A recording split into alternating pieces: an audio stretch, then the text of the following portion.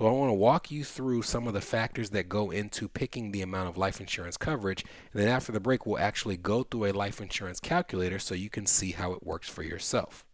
So what are some of those factors and how do they use it to give you an idea of how much you need now to replace that amount of income over a set period of years?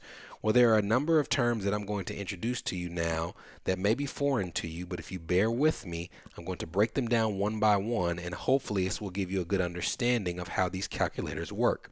Those terms are present value, future value, discount rate, and human life value. So let's talk conceptually through what each of these terms mean.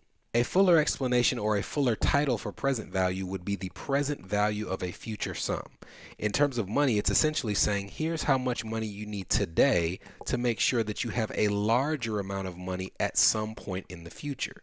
An example would be if I need $1 million 20 years from now, how much do I need to invest today so that 20 years from now I have my $1 million?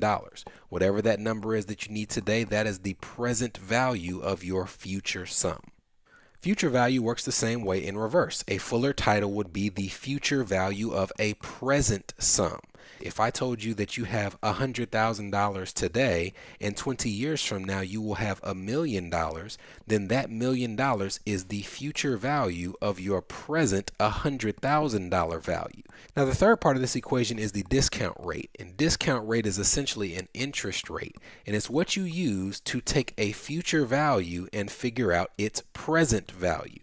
As an example, if I have $1 million in the future and I have a discount rate of 5% over the course of say 20 years, it is saying that there is some number in the present where if I invest that amount at 5% a year for 20 years, then at the end of that period, I will have my $1 million.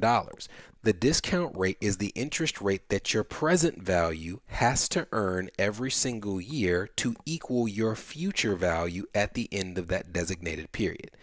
I know that's a lot